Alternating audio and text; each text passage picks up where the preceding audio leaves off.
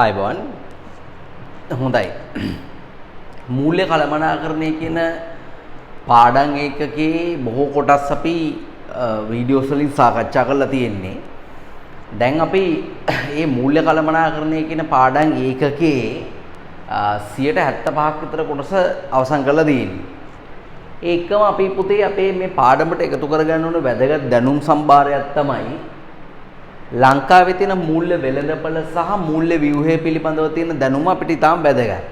මොකද ආයතනයකට මුදල් සම්පාදනය කරගන්නකොට මේ මුදල් සම්පාදනය කරගන්න පුළුවන් තැන්, ඒ කියන්නේ අපිට අරමුදල් සම්පාදනය කරගන්න පුළුවන් තැන් සහ අපේ අරමුදල් යොදවන්න පුළුවන් ස්ථාන පිළිබඳව අවබෝධය කියන එක මාර වටිනවා. නේ අපිට සල්ලි තිබ්බට වැඩන්නේ ඒ සල්ලි හරියට දාන්න පුළුවන් තැන් අපි අවබෝධ කරගන්න නැත්තම්. නේ අපිට සල්ලි ඕන වුණාට වැඩක් නැහැ. ඒ සල්ලි ගන්න පුළුවන් තැන් අපි අවබෝධ කරගෙන නැත්තම්. ඉතින් ඒ අනුව සලකා බැලුවහම මූල්‍ය වෙළඳපළ සහ ඒවායේ ක්‍රියාකාරීත්වය පිළිබඳව හොඳ අවබෝධයක් තිබීම කියන එක අනිවාර්යයෙන්ම වැදගත් වෙනවා. හරි. එතකොට අපි සාකච්ඡා කරමු දරුවනේ ලංකාවේ මූල්‍ය වෙළඳපළ සහ මූල්‍ය ව්‍යුහය පිළිබඳව සාකච්ඡා කරමු. ඉස්සෙල්ලාම අපි කතා කරමු මේ මූල්‍ය පද්ධතිය පිළිබඳව. මූල්‍ය පද්ධතිය. හරි. ෆයිනෑන්ෂල් සිස්ටම් නැත්නම් ලංකාවේ මූල්‍ය ව්‍යුහය කියලාත් ඒකට කියනවා. දැන් අපි දන්නවා පද්ධතියක් කියන වචනේ තේරුම තමයි ගොඩක් කියන එක. පද්ධතියක් කියන්නේ එක දෙයක් නෙමෙයි. විශාල දේවල් ගණනාවක එකතුවක්, විවිධ දේවල් ගණනාවක එකතුවක් තමයි පද්ධතියක් කියලා කියන්නේ. ඒතර අපේ මූල්‍ය පද්ධතිය කියන එකට ඇතුළත් කරන්න පුළුවන් වෙන දේවල් තමයි මෙන්න මේවා. හරි. මූල්‍ය පද්ධතිය සමන්විත වෙනවා එකක් ශ්‍රී ලංකා මහ බැංකුව, ඒ වගේම මූල්‍ය ආයතන පද්ධතිය, වෙනත් මූල්‍ය ආයතන පද්ධතීන්, ඒ වගේම මූල්‍ය යටිතල පහසුකම්, ඒ වගේම මූල්‍ය වෙළඳපළ සහ මූල්‍ය උපකරණ වලින් මේ දැන් මේ කොටස් පිළිබඳ සමහර කරුණු කාරණා අපි මුදල් සහ බැංකු කියන පාඩම් එකකදී සාකච්ඡා කළා. පුතාලට මතක ඇති. දැන් එතෙන්දී අපි ශ්‍රී ලංකා මහ බැංකුව සහ ඒවායේ කාර්යන අරමුණු පිළිබඳව, බැංකු සහ බැංකු නොවන මූල්‍ය ආයතන පිළිබඳව අපි සාකච්ඡා කළා. හරි. මුදල් සහ බැංකු කියන ඒකකින් 12 වසරේ. එතකොට දැන් ලංකාවේ මූල්‍ය පද්ධතිය සම්බන්ධයෙන් ප්‍රධාන තීරණ ගන්නේ, ඒ වගේම නියෝග නිකුත් කරන්නේ, ප්‍රතිපත්ති සකස් කරන්නේ සහ මූල්‍ය පද්ධතියේ ප්‍රධාන බාරකරු සහ හැසුරුම්කරු විදිහට කටයුතු කරන්නේ ශ්‍රී ලංකා මහ බැංකුව. එතකොට ඒගොල්ලන්ගේ අධීක්ෂණ යටතේ සහ අධීක්ෂණයෙන් තොරව මූල්‍ය ආයතන පද්ධතියක් ලංකාව තුළ ක්‍රියාත්මක වෙනවා. මූල්‍ය ආයතන ගත්තාම ළමයිනේ තැන්පතු බාර ගන්න පුළුවන් මූල්‍ය ආයතන තියෙනවා. තැන්පතු බාරගත නොහැකි මූල්‍ය ආයතන තියෙනවා. තැන්පතු බාරගත නොහැකි. දැන් අපි ඒ වගේම තව අපිට ඕන නම් මේක වර්ග කරන්න පුළුවන්. දැන් මෙන්න මෙහෙම බැංකු තියෙනවා. ඊට පස්සේ තව තියෙනවා තැන්පතු බාරගත හැකි ආයතන, බැංකු නොවන තැන්පතු බාරගත හැකි ආයතන තියෙනවා. තව තියෙනවා තැන්පතු බාරගත නොහැකි ආයතන. නොහැකි අපිට ගිවිසුම්ගත ආයතන කියලා. ගිවිසුම්ගත ආයතන තියෙනවා. වෙනත් විශේෂිත මූල්‍ය ආයතන තියෙනවා. මහ බැංකුව ලංකාවේ මූල්‍ය ආයතන වර්ග කරන්නේ මෙහිමයි. මහ බැංකුව වර්ග කරන්නේ බැංකු තියෙනවා, ඊට පස්සේ තැන්පතු බාර ගන්න පුළුවන් මූල්‍ය ආයතන තියෙනවා, ගිවිසුම්ගත ඉතුරුම ආයතන තියෙනවා, වෙනත් විශේෂිත මූල්‍ය ආයතන තියෙනවා. අපි මේවා දන්නවා. මේ 12 වසරේ අපි සාකච්ඡා කළා. බැංකු ගණයට වැටෙනවා වාණිජ්‍ය බැංකු, ඉදිරි කිරීමේ විශේෂිත බැංකු කියන ඒවා. ගිවිසුම්ගත ඉදිරි කිරීමේ ආයතන වලට වැටෙනවා සේවක අත්සාධක අරමුදල, සේවා නියුක්තිකයන්ගේ බාරකාර අරමුදල, ඒ වගේ අනුමත විශ්‍රාම වැටු අරමුදල් වගේ දේවල්, ඒ වගේම රක්ෂණ සමාගම් වගේ දේවල්. ඒවා අනිවාර්යෙන් නිශ්චිත මුදලක් නිශ්චිත දවසක දාන්න ඕනේ. ඒකයි ඒවට ගිවිසුම්ගත ඉදිරි කිරීමේ ආයතන කියලා කියන්නේ. විශේෂිත මූල්‍ය ආයතන ගත්තාම දරුවනේ විශේෂ දැන් තැන්පතු බාර ගන්න පුළුවන් ආයතන ගත්තාම ඒවා මූල්‍ය සමාගම් තියෙනවා. ඒ වගේම සනස බැංකු වගේ තියෙනවා, සම්පකාර ගාමීය බැංකු වගේ ඒවා තියෙනවා. ඒවා තැන්පතු බාර ගන්න පුළුවන් ආයතන. වෙනත් විශේෂිත ආයතන වලට වණික් බැංකු, ව්‍යවසායක ප්‍රාග්ධන සමාගම්, ඒකක බාර, කොටස් වෙළඳපොළ අතරමැදියෝ, හරි, ඒ වගේ විවිධ මේ පාර්ශ්ව විශේෂිත මූල්‍ය ආයතන වල ඉන්නවා. එතකොට මේ මූල්‍ය ආයතන වලින් කරන ප්‍රධානම සේවාව තමයි මූල්‍ය අතරමැදිකරණය. හරි. මූල්‍ය අතරමැදිකරණය. මනි බ්‍රෝකින් කියන එක. මූල්‍ය අතරමැදි නැත්නම් ෆයිනෑන්ස් බ්‍රෝකින් කියන එක. මූල්‍ය අතරමැදිකරණයේදී වෙන්නේ මුදල් අතිරික්තතා තියෙන අයට ආයෝජනයට අවස්ථාව සලසනවා. මුදල් ඌනතා තියෙන අයට අර මුදල් සම්පාදනය සඳහා අවස්ථාව සලසනවා. සල්ලි තියෙන අයට සල්ලි ආයෝජනය කරන්නත් සල්ලි නැති අයට සල්ලි ගන්නත් අවස්ථාව දීම තමයි මූල්‍ය අතරමැදිකරණය කියලා කියන්නේ. මේ මූල්‍ය ආයතන වලින් තමයි මුදල් අතිරික්තතා තියෙන පාර්ශ්ව සහ මුදල් ඌනතා තියෙන පාර්ශ්ව එක තැනකට ගෙනල්ලා ඒගොල්ලන්ගේ ද්‍රවශීල අවශ්‍යතා ද්‍රවශීලනය කරන්න. නැත්නම් ඒගොල්ලන්ගේ මූල්‍ය අවශ්‍යතා ද්‍රවශීලනය කරන්න තනක් නිර්මාණය කරන්න මේ මූල්‍ය ආයතන වලින්. එහෙම නිර්මාණය කරපු තැනට තමයි අපි කියන්නේ මොකද්ද? මූල්‍ය වෙළඳපළක් කියලා කියන්නේ. එතන ඕන වෙළඳපළක ඉන්නේ පුතේ ගැනුම්කාරයෝ සහ විකුණුම්කාරයෝ. හරි ඕනම දැන් අපි සාමාන්‍ය පොළට ගියොත් එහෙම බාන්න තියෙන පොළට ගියොත් එතන ගැනුම්කාරයෝ ඉන්නවා මේ විකුණුම්කාරයෝ ඉන්නවා. ඒ වගේ මුදල් ගැනුම්කාරයෝ ඉන්නවා මුදල් විකුණුම්කාරයෝ ඉන්නවා. එවැනි ස්ථානයක් තමයි මූල්‍ය වෙළඳපළක් කියලා කියන්නේ. ඉතින් මේ මුදල් ඌනතා තියන අය හරි මුදල් ඌනතා තියන අය මේ මුදල් ගන්න විවිධ මූල්‍ය උපකරණ වෙළඳපළට නිකුත් කරනවා. හරි දැන් පොලේ ගිහලා මිනිස්සු එක එක දේවල් විකුණන දැන් සමහරව කොහිල විකුණනවා. සමහරව හකුර මූල් විකුණනවා. සමහරු මාළු විකුණනවා, සමහරු හාල් විකුණනවා, සමහරු shopping bag විකුණනවා, සමහරු හඳුන් කූරු විකුණනවා. හරි සමහරු කුළුබඩු විකුණනවා. එක එක අය විකුණන දේවල් තියෙනවා සල්ලි හොයාගන්න. ඒ වගේ මේ මූල්‍ය වෙළඳපළට ඇවිල්ලා මූල්‍ය ඌනතාවයන්. ඒ කියන්නේ සල්ලි ඕන අය එක එක දේවල් විකුණනවා. ඒක සාමාන්‍ය කොටස් වෙන්න පුළුවන්, වර්ණීය කොටස් වෙන්න පුළුවන්, ලාභාංශ බලපත්‍ර වෙන්න පුළුවන්, කොටස් බලපත්‍ර වෙන්න පුළුවන්, භාණ්ඩාගාර බිල්පත්, භාණ්ඩාගාර බැඳුම් කර, රුපියල් සුරකුම් පත්‍ර, බැංකු ප්‍රතිග්‍රහණ, ඒ වගේ විවිධ උපකරණ මේ මූල්‍ය වෙළඳපළේ විකුණනවා. ඒතර ඒවා මිලදී ගන්න සහ මිලදී ගැනීමේ පාර්ශවකරෝ මූල්‍ය වෙළඳපළට අවිල්ලා ඒවා මිලදී ගන්නවා. ඒ මිලදී ගැනීමේදී අවශ්‍ය කරන තාක්ෂණික පහසුකම් සැපයන තමයි මූල්‍ය යටිතල පහසුකම් පද්ධතිය තියෙන්නේ. දැන් මේ මූල්‍ය යටිතල පහසුකම් පද්ධතිය ඕගලන්ට මුදල් බැංකු පාඩමේදී ඉගෙනුවා. දැන් ඔයාලා අහලා තියෙන RTGS ක්‍රමය, ඒ වගේම SS ක්‍රමය, ඒ වගේම SWIFT ක්‍රමය වගේ දේවල්, ඒ වගේම SLIPS ක්‍රමය වගේ දේවල්, SIPS ක්‍රමය, ඒ වගේ මධ්‍යම තැන්පතු ක්‍රමයේ CDS වගේ දේවල්, ඒ වගේ තාක්ෂණික උපාය මාර්ග භාවිත කරනවා මේ මූල්‍ය වෙළඳපළට ප්‍රවේශ වෙලා මේ මූල්‍ය උපකරණ මිලදී ගැනීම හෝ වෙනත් ගණතුරු සඳහා මේ ඒවා පාවිච්චි කරනවා. ඒතර ලංකාවේ මූල්‍ය මේ තමයි ලංකාවේ මූල්‍ය පද්ධතිය. ලංකාවේ මූල්‍ය පද්ධතිය සමන්විත වෙන්නේ මහ බැංකුව මූල්‍ය ආයතන, මූල්‍ය යටිතල පහසුකම්, මූල්‍ය වෙළඳපළ, මූල්‍ය උපකරණ වල. ඇත්තරම ඉතින් මහ බැංකුවත් මූල්‍ය ආයතනයක් තමයි. සමහර පොත්පත්වල මූල්‍ය මේ මහ බැංකුව නැතුව මූල්‍ය ආයතන, මූල්‍ය යටිතල පහසුකම්, මූල්‍ය වෙළඳපළ, මූල්‍ය උපකරණ කියන එක දකින්න පුළුවන්. ඒතර මහ බැංකුවත් මූල්‍ය ආයතන ගණයට තමයි වර්ග වෙලා තියෙන්නේ. ඒවා වැරදිනේ. ඒ වර්ගීකරණ වැරදිනේ. වැරදි කියන තරම් අපි කුහකනේ. නේ අපි කියන්නේ අපි උගන්වන එකමයි හරි කිලිවල සමහර දේවල් තියෙනවා උගන්වන්න පුළුවන් ක්‍රම සහ විදි කීපයක් තියෙනවා.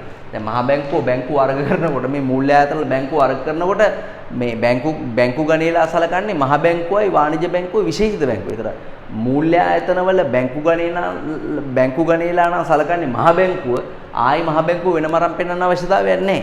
ඉතින් ඒ නිසා සමහර වර්ගීකරණ වල පොඩි ගැටලු සහගත තැන් තියෙනවා මේ වගේ වලින්.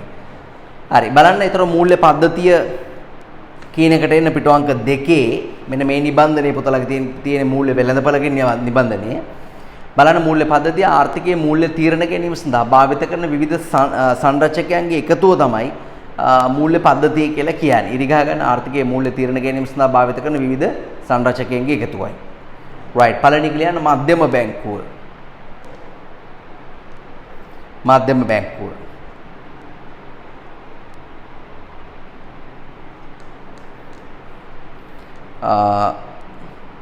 අපි එකට ලියමු දෙක. කමන්නේ මධ්‍යම බැංකුව. ඊට පස්සේ මූල්‍ය ආයතන. දෙවෙනි එක මූල්‍ය ආයතන. තුන්වෙනි එක මූල්‍ය උපකරණ. මූල්‍ය උපකරණ.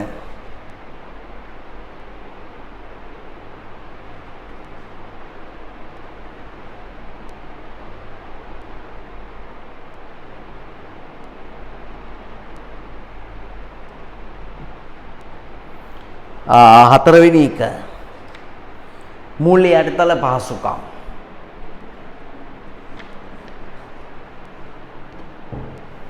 මූල්‍ය යටිතල පහසුකම්.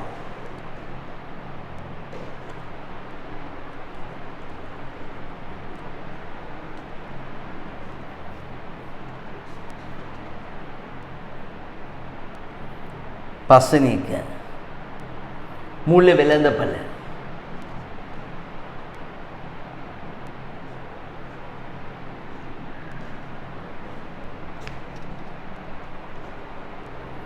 right අනිකුත් නියාමන ආයතන අවශ්‍ය නැහැ. රයිට් ඒකම අපි පිටුවංක 3 බලන්න ෆ්ලෝ chart එකේ දාලා තියෙනවා පුතේ බලන්න පිටුවංක 3 ෆ්ලෝ chart එක මූල්‍ය පද්ධතිය හොඳට වර්ග කරලා දාලා තියෙන චුට්ටක් එක බලන්න මූල්‍ය ආයතන අපි බැංකු පාඩමේදී සාකච්ඡා කළේ වෙනවා බැංකු අංශය තැන්පතු බාරගත හැකි ආයතන ගිවිසුම්ගත ඉතුරුම් ආයතන වෙනත් විශේෂිත ආයතන නේද බලන්න බැංකු අංශයේ වාණිජ බැංකු විශේෂිත බැංකු තියෙනවා තැන්පතු බාර ගන්න අනිකුත් මූල්‍ය ආයතනවල බලපත්ලාභී මුදල් සමාගම් සම්පකාරගාමී බැංකු ඕන තව එකක් යන සනස සමිති නැත්නම් සනස තැන්පතු බාර ගන්න පුළුවන් තව මූල්‍ය ආයතන තමයි සනස විශේෂිත මූල්‍ය ආයතන කල්බදු කොටස් සරවකාර ව්‍යවසාය ප්‍රාග්ධන සමාගම් තව ගොඩක් තියෙනවා ඔකේ කියව උදාහරණයක් විතරයි දීලා තියෙන්නේ ගිවිසුම්ගත ඉතුරුම් ආයතන වලට සේවක අත්සාධක සේවක බාරකාර රක්ෂණ සමාගම් රජයේ වෙනත් අනුමත විශ්‍රාමික අරමුදල් සෑහෙන ප්‍රමාණයක් තියෙනවා මූල්‍ය උපකරණ වලට පුතේ සල්ලි රැස් කරන්න නිකුත් කරන උපකරණ භාණ්ඩාගාර බිල්පත් භාණ්ඩාගාර බැඳුම් කර රුපියල් සුරුකුම් පත්‍ර ඒවා රජයෙන් නිකුත් කරන්නේ ඊට පස්සේ ණය කර කොටස් ලාභාංශ බලපත්‍ර කොටස් බලපත්‍ර ඒ ඔක්කොම සමාගම් වලින් තමයි නිකුත් කරන්නේ right මූල්‍ය වෙළඳපළ සම්මානිතන කොටස් එකේ මුදල් වෙළඳපළයි ප්‍රාග්ධන වෙළඳපළයි කියලා. තව චුට්ටකින් අපි මුදල් වෙළඳපළ සහ ප්‍රාග්ධන වෙළඳපළ පිළිබඳව සාකච්ඡා කරමු. මූල්‍ය යටිතල පහසුකම් වල තත්කාල දල පියුම් පද්ධතිය තියෙනවා. හරි. එතන ඔන්න වරහන් තුල RTGS කියලා දාන්න. තත්කාල දල පියුම් පද්ධතියට RTGS කියලා දාන්න. ඊට පස්සේ නිර්ලේඛන සුරුකුම් පත්‍ර පියවීම පද්ධතියට SSDS කියලා දාන්න.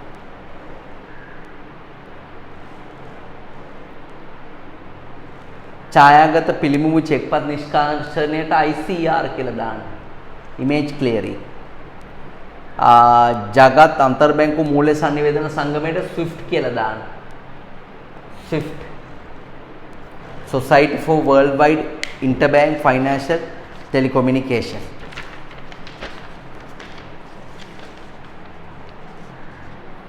Right.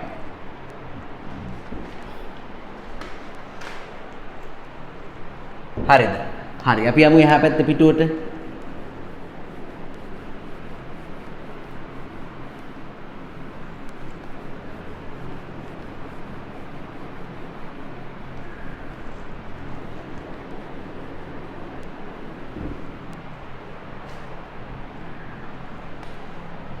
අපි යමු එහා පැත්ත පිටුවට.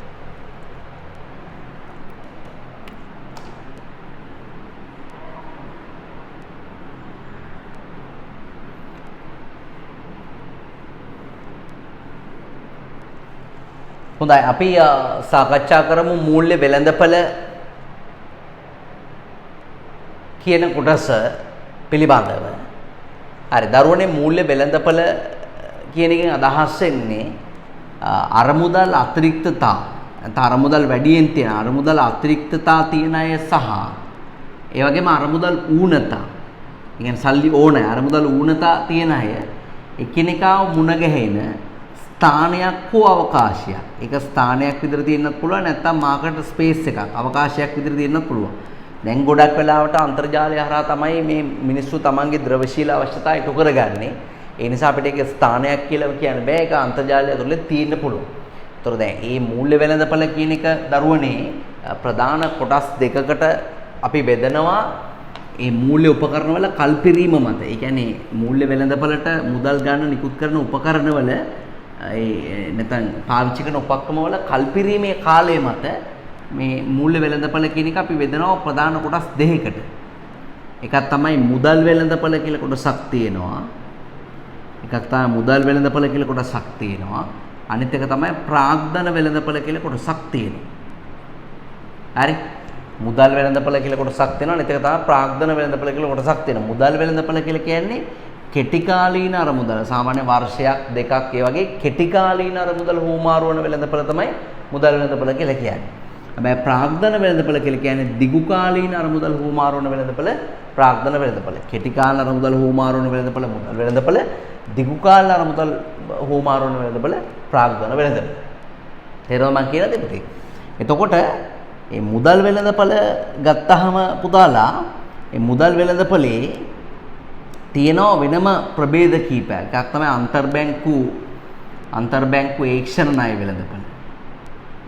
හරි. ඒ වගේම භාණ්ඩාගාර බිල්පත් වෙළඳපළ. ඒ වගේම වාණිජ පත්‍රිකා වෙළඳපළ.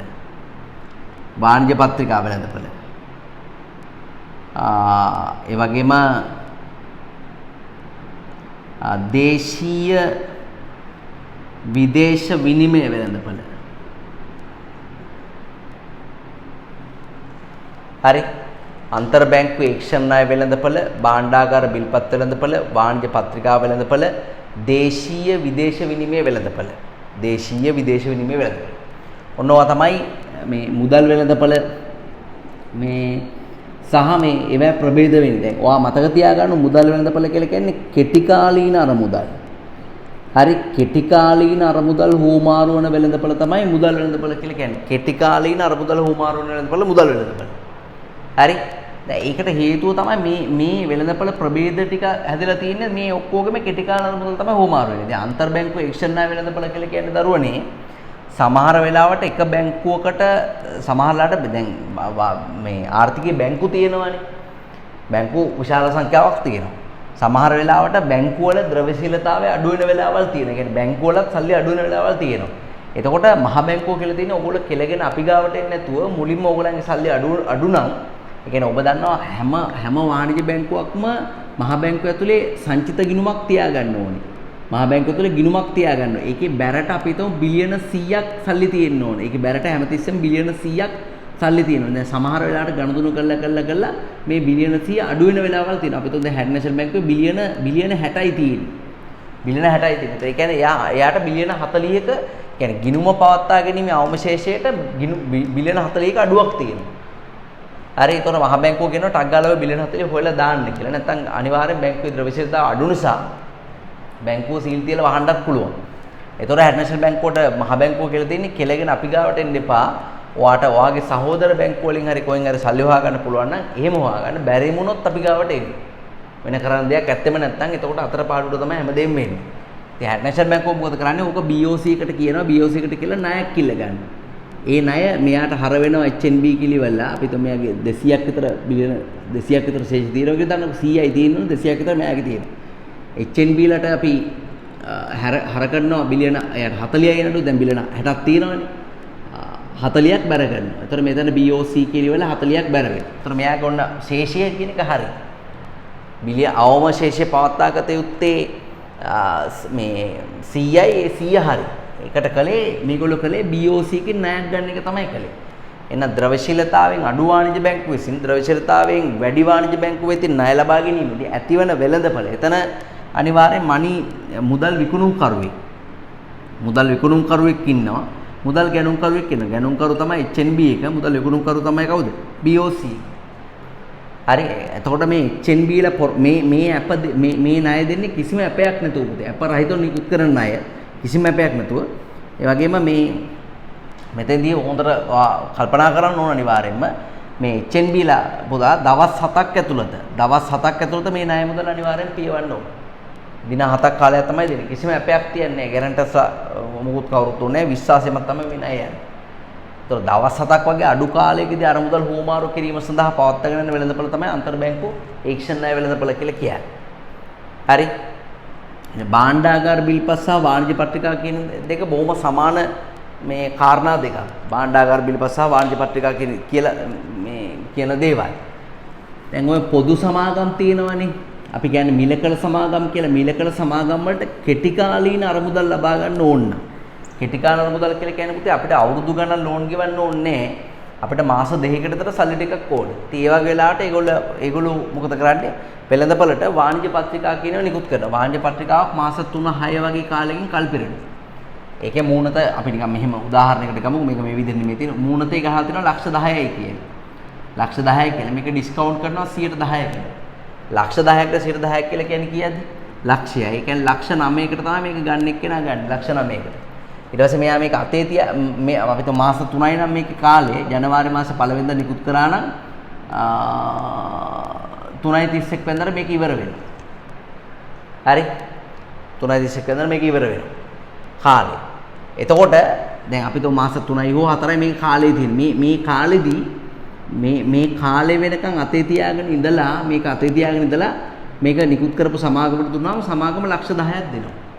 9යි වියදම් කළේ 10යි ලැබුණේ. ඒතර ලක්ෂයක වාසියක් තියෙනවා. ඒ කියන්නේ මුදල අතිරික්තතා තියෙන අයට මුදල ආයෝජනය කරන්න හොඳ අවස්ථාවක් තමයි වාණිජ්‍ය පත්‍රිකා කියන්නේ. ඒ වගේ මුදල් ඌනතා තියෙන ආයතනයට අනිවාර්යෙන් ලක්ෂ 90ක් විතර ගන්නත් පුළුවන් බාහිර පාර්ශ්වයෙන්. ඒ ඕනෝක තමයි වාණිජ්‍ය පත්‍රිකා ක්‍රමය කියලා කියන්නේ. ඒ වාණිජ්‍ය පත්‍රිකාත් හුදෙක් ඇපයක් නැතුව නිකුත් කරන පත්‍රිකා විශේෂයක්. ගොඩක් පිළිගන්න සමාගම් තමයි වාණිජ්‍ය පත්‍රිකා කියනවා වෙළඳපොළ නිකුත් කරන්නේ. හරි? right. ඉතින් ඔය වාණිජ්‍ය පත්‍රිකාවල තීරීම තමයි භාණ්ඩාගාර බිල්පත්‍රවලට තියෙන්නේ. භාණ්ඩාගාර බිල්පත්‍රවල තියෙන විශේෂත්වය තමයි ඒක නිකුත් කරන්නේ රජයේ. වාණිජ්‍ය පත්‍රිකා නිකුත් කරන්නේ පොදු සමාගම් වලින්. දැන් රජයේ නිකුත් කරන භාණ්ඩාගාර බිල්පත්වල කාලෙත් අර වගේ මාස 3-9. මාස 9ටත් දෙනවා ඒක. මාස 3-9. ඒකත් මූණතගේට වඩා අඩු වගේකට තමයි නිකුත් කරන්නේ. අතන ලක්ෂ 100ක සුරුකුම් පත්‍රයක් තියෙනවා. මාස 6කින් කල්පිරෙනවා. ලක්ෂ 100යි වටිනාකම 10%යි ඩිස්කවුන්ට් කරපු වැලියු එක. වට්ටම. එතකොට මේක ගන්න මිනිස්සයා ලක්ෂ 90කට මේක ගන්නවා. ගන්න මිනිස්සයා ලක්ෂ 90කට අරගෙන මාස 6ක් ගියාට පස්සේ මහ බැංකුවට බාර දීලා ලක්ෂ 100ම ගන්නවා. ඉතින් මෙයාට බලාගෙන ඉන්න බැරි නම් හරි මේක කල්පිරෙන් බලන් ඉන්න බැරි නම් මෙයා 90ට අරගෙන 95ට විකුණනවා. 95ට ගත්ත එක 94ට විකුණනවා. 94ට ගත්ත එක 98ට විකුණනවා. 98ට ගත්ත එක නේද? ළඟ තියාගෙන ඉඳලා බැංකුවට දීලා 100ම ගන්න. කොහොම අතින් අත යවන්න පුළුවන් උපකරණයක් තමයි භාණ්ඩාගාර බිල්පත්‍රයක් කියලා කියන්නේ. හැබැයි ඔයා මතක තියාගන්න භාණ්ඩාගාර බිල්පත් සම්බන්ධයෙන් දරුවනේ තියෙන ප්‍රධාන වෙළඳපළ දෙකක්. එකක් තමයි භාණ්ඩාගාර බිල්පත් සම්බන්ධයෙන් ප්‍රාථමික වෙළඳපළ තියෙනවා. අනිත් එක තමයි ද්විතීයික වෙළඳපළ තියෙනවා. හරි? ප්‍රාථමික වෙළඳපළ සහ ද්විතීයික වෙළඳපළ. ඒකේ තේරුම තමයි පුතේ ශ්‍රී ලංකා මහ බැංකුව තමයි භාණ්ඩාගාර බිල්පත් නිකුත් කරන්නේ. හරි? ශ්‍රී ලංකා මහ බැංකුව තමයි මේ භාණ්ඩාගාර බිල්පත්ය කියනව නිකුත් කරන්නේ. එතකොට ශ්‍රී ලංකා මහ බැංකුව මේක නිකුත් කිරීමේදී පළමු වරට මේක වෙන්දේසි වන තැනක් තියෙනවනේ පළවෙනි වතාවට. ඒ වෙන්දේසියට අපි කියනවා ප්‍රාථමික ප්‍රාථමික වෙළඳපළ කියලා කියනවා. ශ්‍රී ලංකා මහ බැංකුව මුලින්ම සුරුකුම් පත්‍ර වෙළඳපළට දානකොට කවුරුත් අරගෙනත් නැහැ ඒවා. ඒවට අපි කියනවා ප්‍රාථමික වෙළඳපළ කියලා. ඒ ප්‍රාථමික වෙළඳපළට ඇවිල්ලා සුරුකුම් පත්‍ර ගන්න පුළුවන් වෙන්නේ ලියාපදිංචි ගණුම්කරුවන්ට පමණයි. ලංකා වාණිජ්‍ය බැංකුව ඔක්කොම ලියාපදිංචි කරලා තියෙන්නේ. ඒ ප්‍රාථමික වෙළඳපළේ ගණතුරු ගන්න සහ තවත් කීප දෙනෙක්ම ඉන්නවා. ප්‍රාථමික වෙළඳපළට අපි ඕගොල්ලන්ට වගේ මිනිස්සුන්ට යන්න බෑ. එතනට යන්න පුළුවන් වෙන්නේ කෙලිම රෙජිස්ටර් වෙලා ඉන්න අය විතරයි. එතකොට මේ ප්‍රාථමික වෙළඳපොලින් මේ සුරුකුම් පත්‍ර භාණ්ඩාගාර බිල්පත්‍ර ගන්න අය මොකද කරන්නේ? ඕක ද්විතීයික වෙළඳපොලට අරන් ඇවිල්ලා අත් වශයෙන්ම කොටස් වෙළඳපොල තමයි ද්විතීයික වෙළඳපොලට ඇවිල්ලා මකනවද? නැවත අලෙවි කිරීම කරනවා. හරි? මේ ප්‍රාථමික වෙළඳපොලින් සුරුකුම් පත්‍ර ගත්ත කට්ටිය අඩු ගන්නට අරගෙන ද්විතීයික වෙළඳපොලේදී අපිට වැඩි ගන්නට විකුණනවා. හරි? ඒ ද්විතීයික වෙළඳපොල කියලා කියන්නේ පුතේ සුරුකුම් පත්‍ර අතිනත හෝ මාරු වෙන. සුරුකුම් පත්‍ර අතිනත හෝ මාරු වෙන වෙළඳපොල තමයි ද්විතීයික වෙළඳපොලක් කියලා කියන්නේ. එතකොට භාණ්ඩාගාර බිල්පත් සම්බන්ධයෙන් භාණ්ඩාගාර බිල්පත් පළමුව නිකුත් කිරීමේදී ඇතිවන වෙළඳපොල මොකද්ද? ප්‍රාථමික වෙළඳපොල. එම ප්‍රාථමික වෙළඳපොලින් ජනතාවට සුරුකුම් පත්‍ර ගන්න පුළුවන්ද? ගන්න බෑ. ඊට පස්සේ ප්‍රාථමික වෙළඳපොලින් මිලදීගත් සුරුකුම් පත්‍ර නැවත අතිනත පැවරීමේදී ඇතිවන වෙළඳපොල මොකද්ද? ඒක ද්විතීයික වෙළඳපොල. හරි? ඒතර ඒ වගේ භාණ්ඩාගාර බිල්පත්වල තීරිය එච්චරයි. ඒතර වාණිජ්‍ය පත්‍රිකා කියන ඒවාත් ඔය ලෙසම ඔය ආකාරයට තමයි නිකුත් කරන්නේ. සමාගමක් විසින් මාස 3-6 වගේ කාලයකට තමයි වාණිජ්‍ය පත්‍රිකා නිකුත් කරන්නේ අප රහිතව හුදෙක් විශ්වාසන්තභාවය මත. හරි? වාණිජ්‍ය පත්‍රිකා. ඊට පස්සේ දේශීය විදේශීය විනිමය වෙළඳපොළ කියලා එකක් තියෙනවා. ඒකේ තේරුම තමයි දැන් අපේ රට ඇතුලේ ළමයි අපේ රට ඇතුලේ විදේශ විනිමයට හරි? විදේශ විනිමයට වෙනම සැපයුමක් තියෙනවා රට ඇතුලේ. ඒ වගේම මොකද්ද? විදේශ විනිමය එළියට යන ඉල්ලුමකුත් තියෙනවා. අපි වාහන ගෙනාම්, බෙහෙත් ගෙනාම්, පිටරටින් එක දේවල් ගෙනාම අනිවාර්යෙන් අපේ තියෙන රට සල්ලි ප්‍රමාණයක් වෙනවා.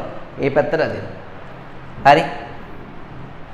ඉතින් ඒක නිසා මේ ඒ වගේම රටට සල්ලි ලැබෙන ක්‍රමයක් තියෙනවා පුතේ. දැන් උදාහරණයක් විදිහට විදේශ රැකියාව කරන අය. ඩොක්ටර්ස්ලා, ඉංජිනේර්ස්ලා ඒගොල්ලන්ට විදේශ මුදල් ලැබෙන සෝසස් තියෙනවා, මූලාශ්‍ර තියෙනවා. එතකොට ඒවා ඒගොල්ලෝ තැම්පත් කරනවා ගිණුම් වල. හරි? ඉතින් දැන් ඒ වගේ දැන් රට ඇතුලේ තියෙනවා ගැනුම්කාරයෝ සහ විකුණුම්කාරයෝ මුණ ගැහෙන මේ තැන් අවස්ථා. ඒ වගේ විදේශ විනිමය හුවමාරු කරගන්න ගැනුම්කාරයෝ සහ විකුණුම්කාරයෝ මුණ ගැහෙන තත්ත්වයක් ලංකාවේ තියෙන හින්දා තමයි ඒක ලංකාවේ මුදල් වෙළඳපොලේ ප්‍රභේදයක් විදිහට දේශීය විදේශීය විනිමය වෙළඳපොළ කියන එක ඇතුළත් කරලා තියෙන්නේ. තේරෙනවද මම කියනද? අතන අපි තව ටික වෙලාවකින් ප්‍රාග්ධන වෙළඳපොළ සහායක ප්‍රභේද පිළිබඳව සාකච්ඡා කරනවා. ප්‍රාග්ධන වෙළඳපොළ සහායක ප්‍රභේද පිළිබඳව සාකච්ඡා කරනවා. right. හොඳයි එහෙනම් අපි ගමු බලන්න නෝට් එක පුතාලා.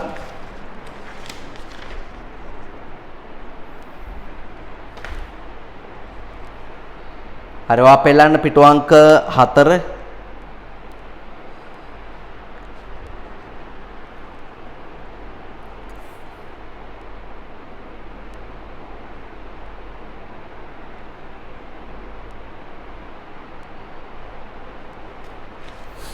පිටු අංක 4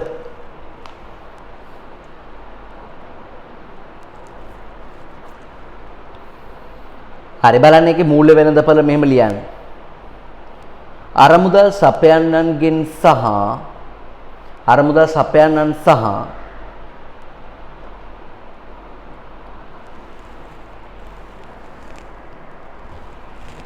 අරමුදල් සපයන්නන් සහ අරමුදල් ඉල්ලුම්කරුවන්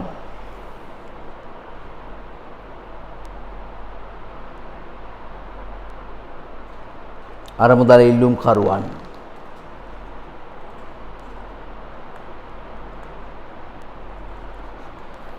සම්බන්ධ කිරීම සඳහා පවතින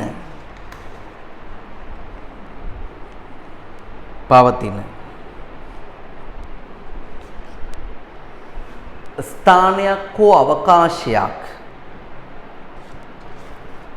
පවතින ස්ථානයක් හෝ අවකාශයක්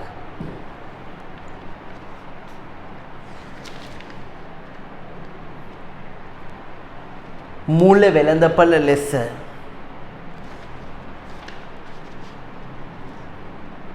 වෙළඳපොළ ලෙස අර්ථ දැක්විය හැක. මූල්‍ය වෙළඳපොළ ලෙස අර්ථ දැක්විය හැක.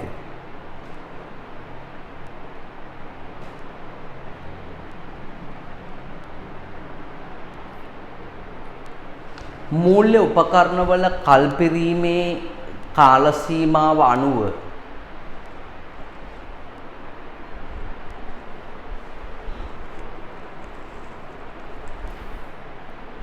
මූල්‍ය උපකරණවල කල්පිරීමේ කාල සීමාව අනුව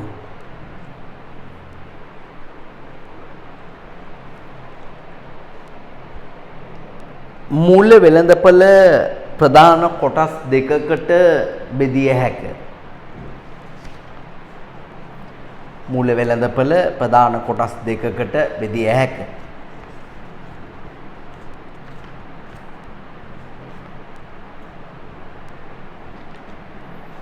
right ඒ තමයි මුදල් වෙළඳපොළයි ප්‍රාග්ධන වෙළඳපොළයි.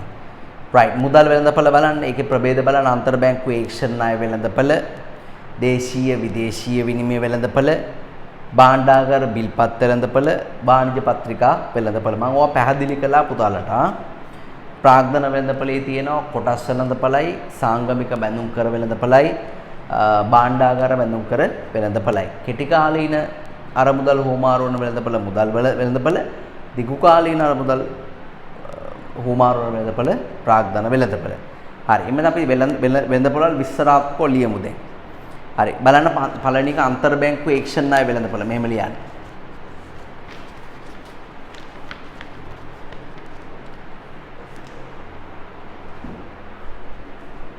මූල්‍ය වෙළඳපොළ තුල ක්‍රියාකාරකම් සිදු කිරීමේදී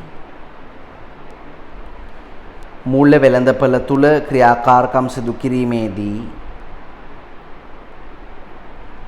ඇතැම් බැංකු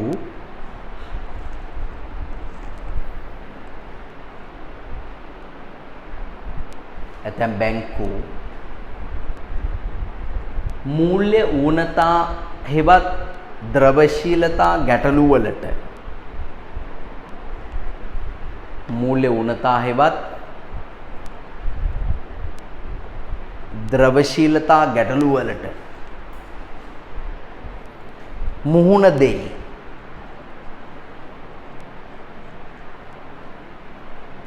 එවිට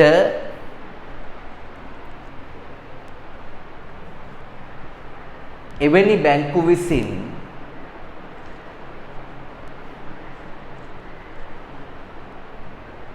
සිය අරමුදල් ඌනතාවය පියවා ගැනීම සඳහා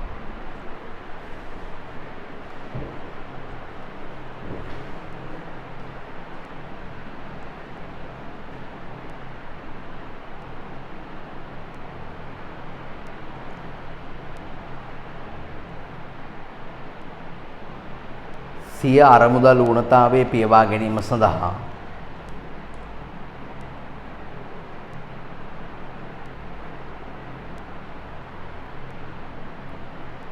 අවශ්‍ය අරමුදල්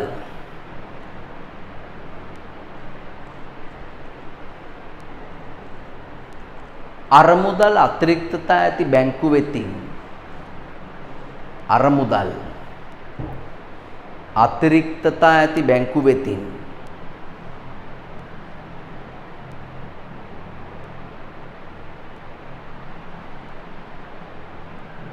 ලබා ගනී.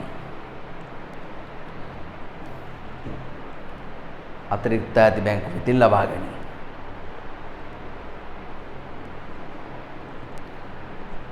දින 7ක් හෝ ඊට වඩා අඩු කාලයකදී මෙම ණය මුදල් පියවන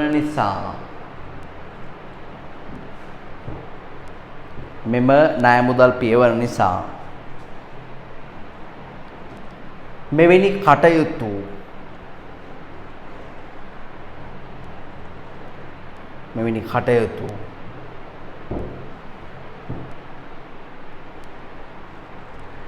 මුදල් වෙළඳපොලේ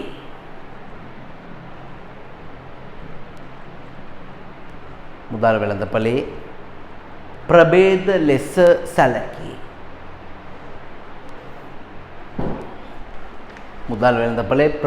ලෙස සැලකේ.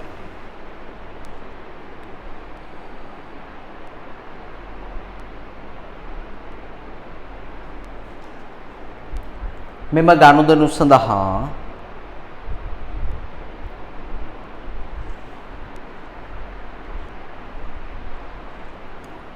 මහ බැංකුව තුල ඇති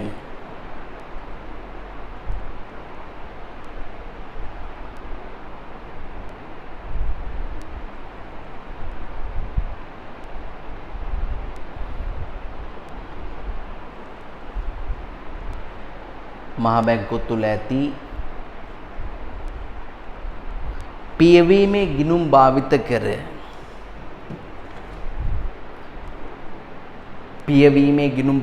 කර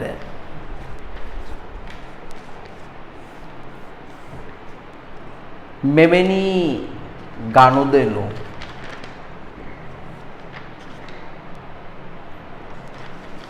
සිදු කරනු ලැබේ.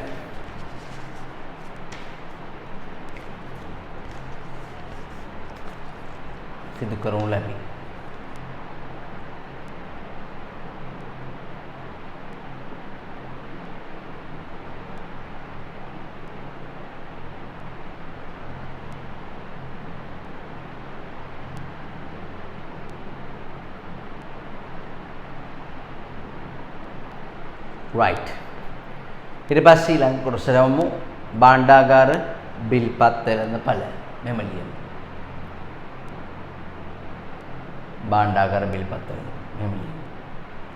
රජයේ කෙටිකාලීන නෑ අපි ලියන්න ඕන පිටුවංක 4 දේශීය විදේශ විනිමය වෙළඳපළ පිටුවංක 4 ඒක ලියන්නේ.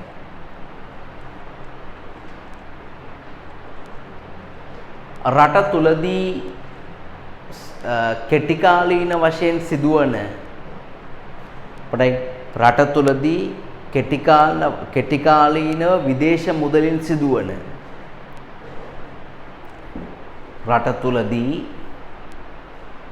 කෙටිකාලීනව විදේශ මුදලින් සිදුවන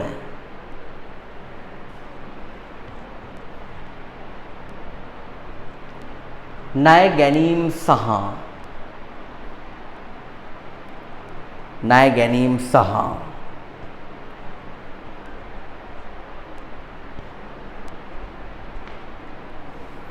ණය ගැනීම සහ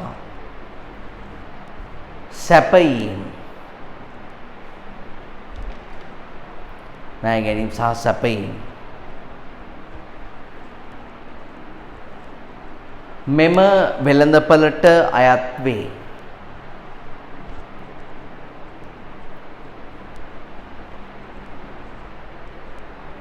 අයත් වේ. අපනයන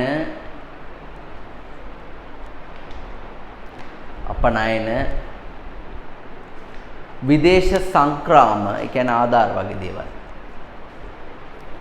විදේශ සංක්‍රාම යනාදිය මගින්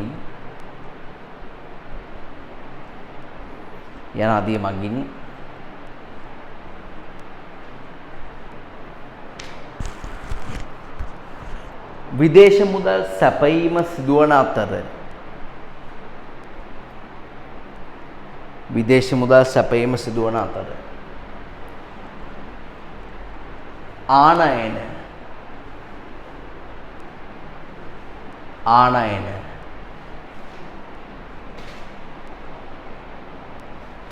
ආනයන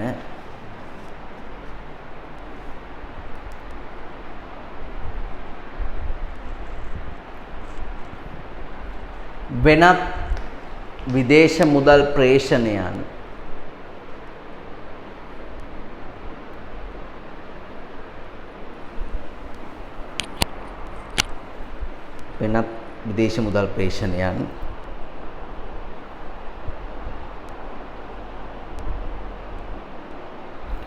මුදල්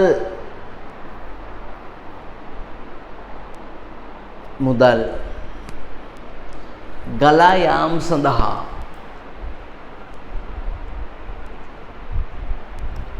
උදාහරණ වේ.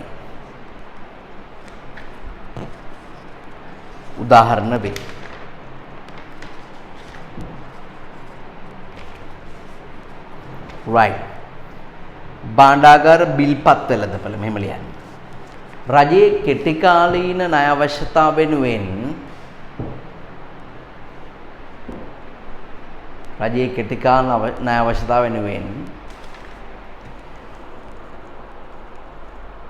ශ්‍රී ලංකා මහ බැංකුව විසින්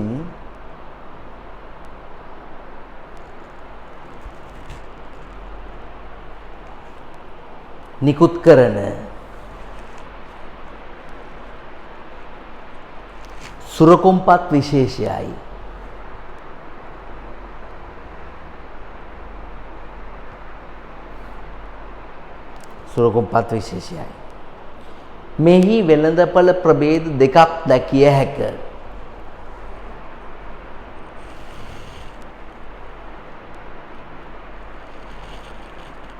මෙහි වෙළඳපළ ප්‍රභේද දෙකක් දැකිය හැක.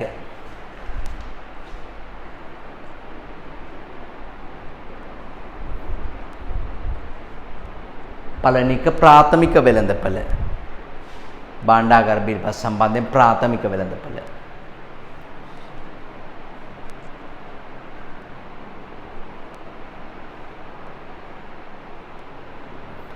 එතන ඉස්සරහින් ලියන්න භාණ්ඩාගාර බිල්පත් නිකුත් කළ විට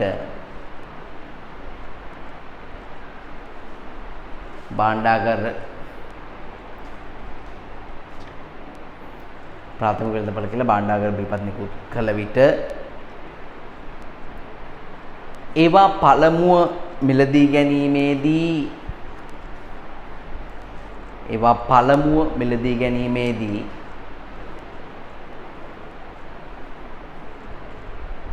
ඇතිවන වෙළඳපළ තත්ත්වයයි.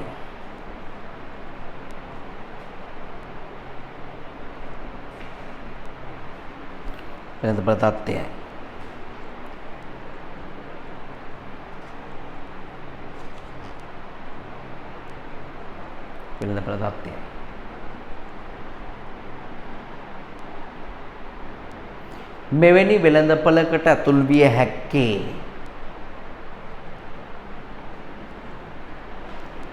මෙවැනි වෙළඳපළකට ඇතුල් විය හැක්කේ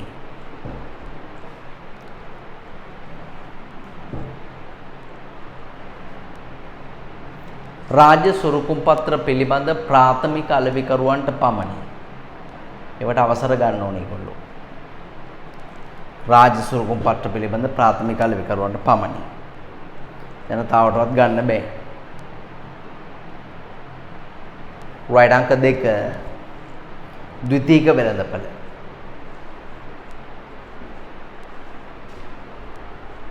ද්විතීක වෙළඳපළ. ඉක්ලියයි. ප්‍රාථමික වෙළඳපළෙන් මිලදී ගත් ප්‍රාථමික වෙළඳපළෙන් මිලදී ගත් සුරුකුම්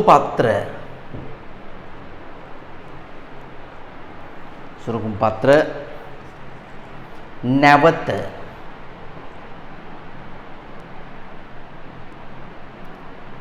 අතිනත හුවමාරු කිරීමේදී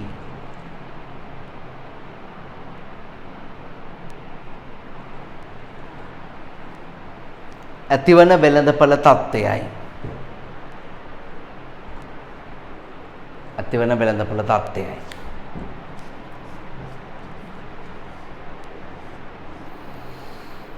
right. හොඳයි. එනම වාණිජ පත්‍රිකා වෙළඳපළ ලියමු. කවුද නිකුත් කරන්නේ? සමාගම් වලින්. මෙම ලියන්න. මිල කළ සමාගම් තම කෙටිකාලීන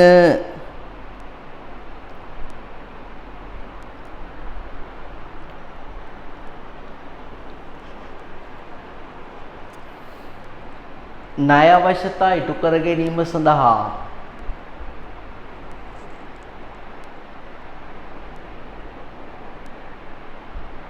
ණය අවශ්‍යතා ඉටු කර ගැනීම සඳහා නිකුත් කරනු ලබන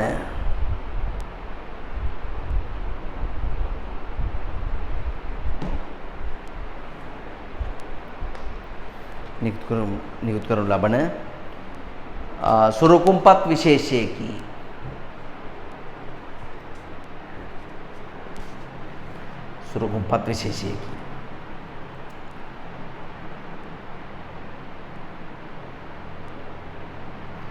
මාස 3-6 වැනි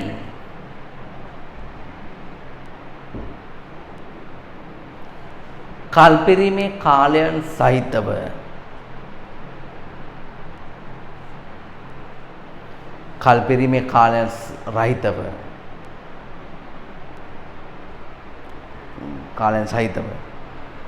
නිකුත් කරනු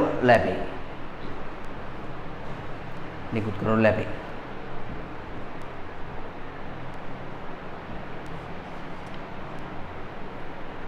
right.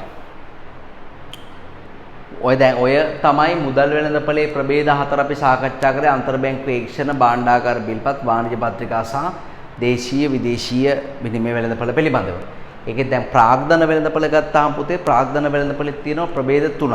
එකක් තමයි කොටස් වෙළඳපොළ. අනිත් එක තමයි සාංගමික බැඳුම් කර වෙළඳපොළ. අනිත් එක තමයි භාණ්ඩාගාර බැඳුම් කර.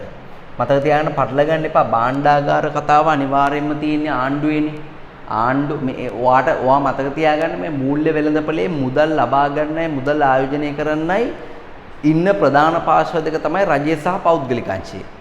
රාජ්‍ය සහ පෞද්ගලික අංශය තමයි මුදල් ලබා ගන්නයි මුදල් ආයෝජනය කරන්නයි ඉන්න එකම අංශ දෙක. රජයේ දිගු කාලන සුරුකුම් පත්‍රයක් නිකුත් කරොත් සාංගමික බැඳුම් කර කියලා සමාගම් වලින් මේ රජයේ දිගු කාලන සුරුකුම් පත්‍රයක් නිකුත් කරනකොට භාණ්ඩාගාර බැඳුම් කර කියලා පෞද්ගලික අංශ නිකන් ඉන්නේ නැහැ. මූල්‍ය වෙළඳපොලේ තමන්ට අවශ්‍යයක් වෙනවා කියලා දන්නවා නම් ඒගොල්ලෝ රජයත් එක්කම සාංගමික බැඳුම් කර නිකුත් කරනවා. රජය නිකුත් කරන දවසටම. හරි. දැන් පෞද්ගලික අංශයේ කෙටි කාල අරමුදල් මේ හොයන්න වාණිජ පත්‍රිකා නිකුත් කරනකොට ඊට අනුරූපීව භාණ්ඩාගාර බිල්පත් නිකුත් කරනවා රජයේ විසින්. ඉතින් ඕක අර රොටේෂන් එකක් විදිහට තමයි මූලික වශයෙන් යන්නේ. හරි. ඒතර අපි මේ කෑල්ල පිළිබඳව ඉගෙන ගත්ත හින්දා දැන් අපිට ඉගෙන ගන්න තියෙන්නේ කොටස් වෙළඳපොළ ඊළඟට සාංගමික බැඳුම් කර වෙළඳපොළ සහ භාණ්ඩාගාර බැඳුම් කර වෙළඳපොළ පිළිබඳව. අර භාණ්ඩාගාර බැඳුම් කරයි භාණ්ඩාගාර බිල්පතයි එකම තියරියට පුතේ යන්නේ. හරි එකම තීරියට යන්නේ.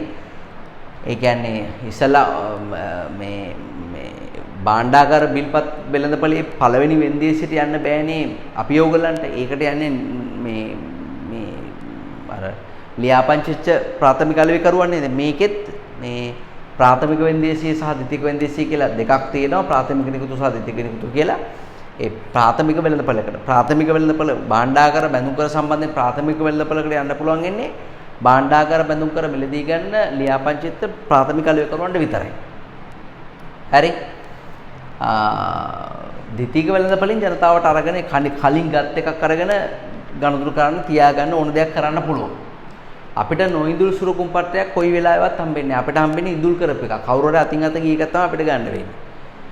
ඒ සාංගමික බැඳුම් කරවල ඒ වගේ තත්ත්වයක් නැහැ. කෙලින්ම සමාගමට ගියා සල්ලි දුන්නා සාංගමික බැඳුම් කර ටික ගත්තා. ආයි මාස ගණන් බලන් ඉන්නේ මේ පූත් ඒවා ඒ ප්‍රශ්න නෙමෙයි. හරි.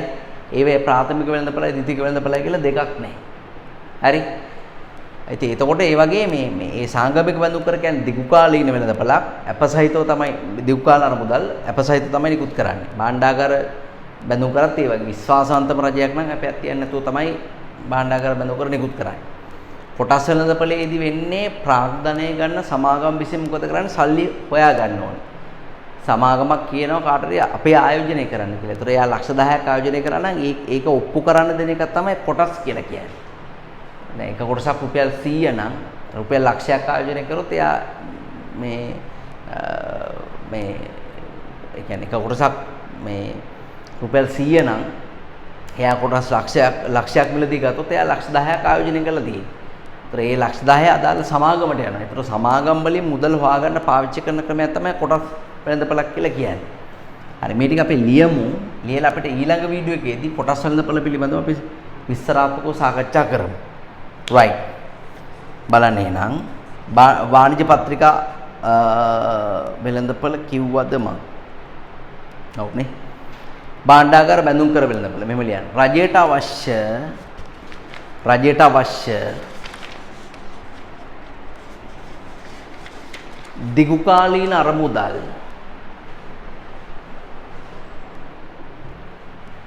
රජයට අවශ්‍ය දිගුකාලීන අරමුදල්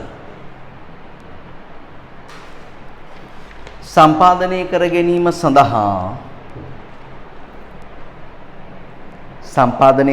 සඳහා භාවිත කරන සුරුකුම් පත්‍ර විශේෂයයි. භාවිත කරන සුරුකුම් පත්‍ර විශේෂයයි.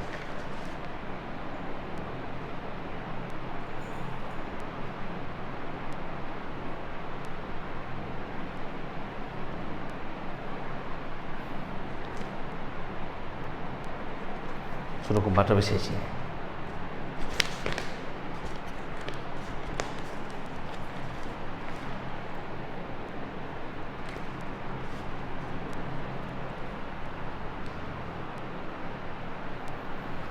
මෙහිදීද ප්‍රාථමික සහ ද්විතීයික යනුවෙන් වෙළඳපළවල් දෙකක්. මෙහිදීද ප්‍රාථමික හා ද්විතීයික යනුවෙන් වෙළඳපළවල් දෙකක්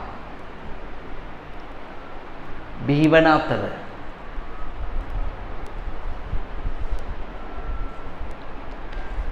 ප්‍රාථමික වෙළඳපළින්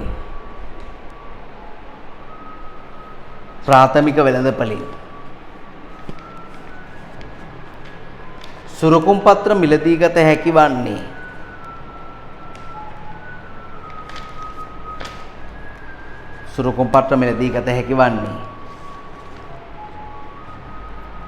ලියාපදිංචි ගැනුම්කරුවන්ට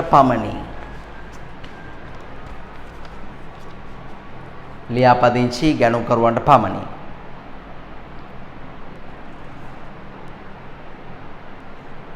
ද්විතීයික වෙළඳපළේදී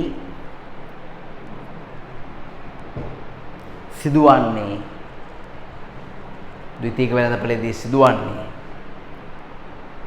ප්‍රාථමික වෙළඳපොලින්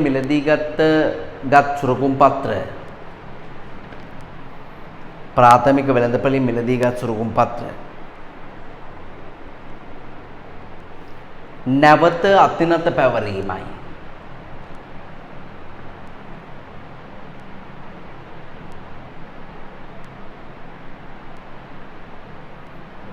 නැවත අතනත පැවරීමයි.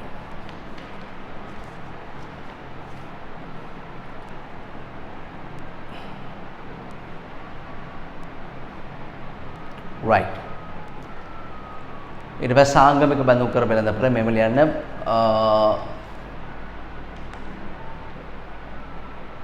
මිලකල සමාගම් වලට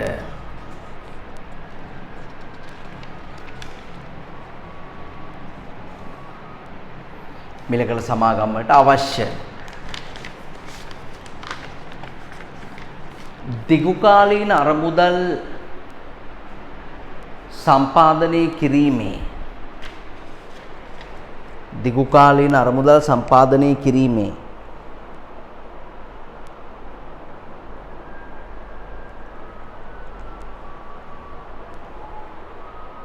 අරමුණෙන්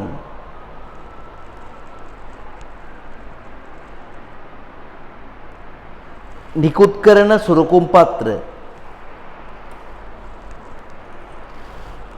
ගනුදෙනු වන වෙළඳපළයි.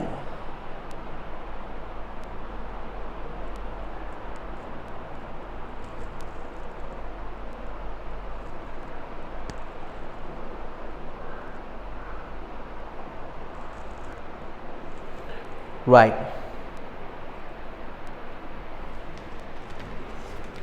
ඊට පස්සේ ආ පැත්තේ පිටුවට යමු. කොටස් වෙළඳපළ. මේවායෙන් වැඩි විදුර ප්‍රශ්න අහන්නේ ওই දීපු ප්‍රමාණයෙන් තමයි ප්‍රශ්න එන්නේ පුතේ. වැඩිපුර මුකුත් අහන්නේ. හැබැයි කොටස් වෙළඳපළ කියන්නේ වෙනම මාතෘකාවක්. ඒකෙන් වැඩිපුර ප්‍රශ්න අහනවා. අද අපි ඉන්ට්‍රොඩක්ෂන් එකක් විතරක් ලියමු. මෙම ලියන්න. ලැයිස්තුගත පොදු සමාගම් වල ලැයිස්තුගත පොදු සමාගම් වල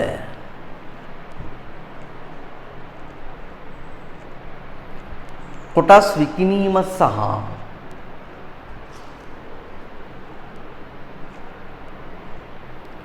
කොටස් විකිණීම සහ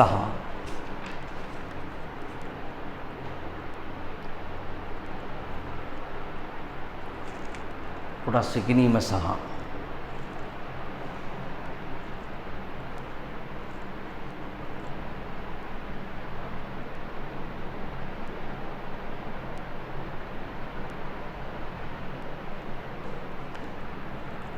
කොටස් විකිණීම සහ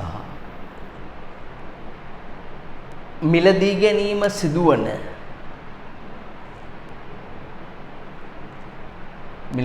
සිදුවන වෙළඳපළ තත්වය එක්ක අවකාශයක් හෝ ස්ථානයක් වෙළඳපළ තත්වය කොටස් වෙළඳපළයි.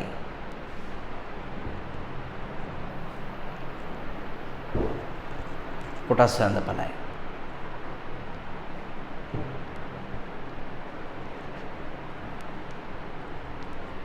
right. හොඳයි question එකට යන්න බලන්න question දෙක කරන්න. question දෙක කරන්න.